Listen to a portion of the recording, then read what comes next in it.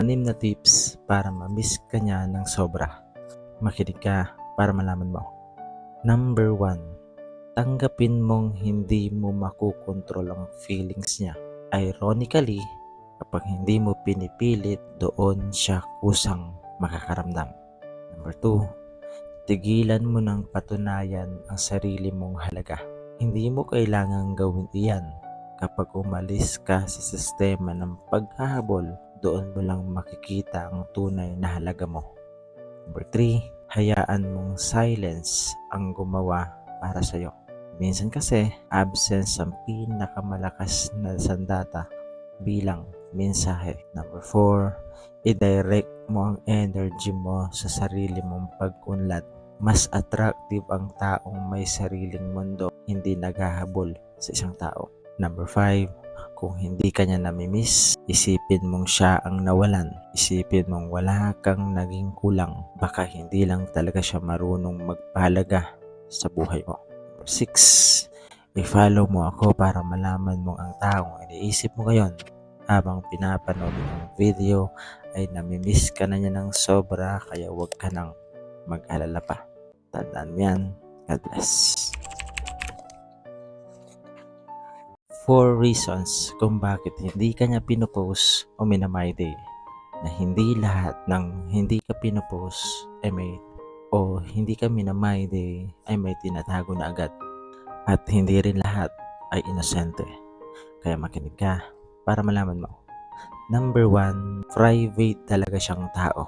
Hindi siya pala share ng personal na buhay niya. Kahit pamilya niya, bihira niyang pinupost. O kahit marami pa siyang kailangan i-post ay hindi niya pa rin pinupost. Kung ganito siya sa lahat at hindi lang sa'yo, baka personality lang talaga niya iyon. Number 2, hindi pa siya sigurado sa'yo.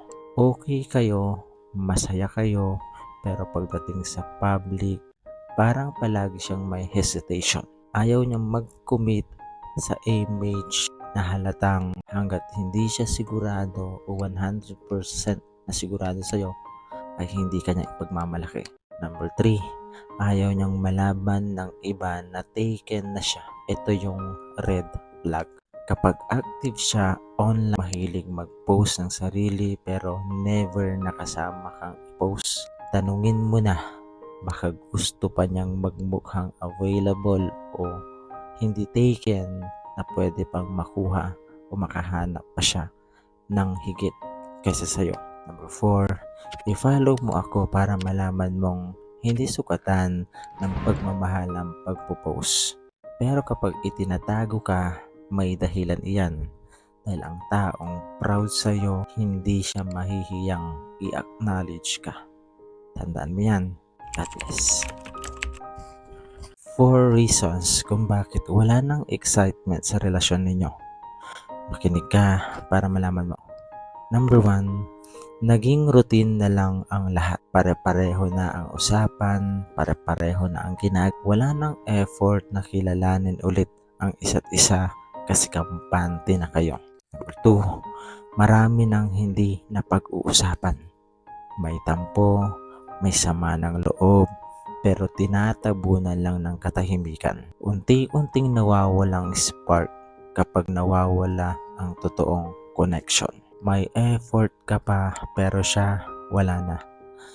Kapag ikaw na lang ang gumagawa ng paraan para maging okay kayo, maging okay ang relasyon ninyo, natural lang na mamamatay ang excitement. Number 4, i-follow mo ako para malaman mong ang kilig hindi nawawala yan bigla. Nauubos yan kapag pinapabayaan. At kung gusto pa, pareho dapat lumalaban. Tandaan mo yan. God bless.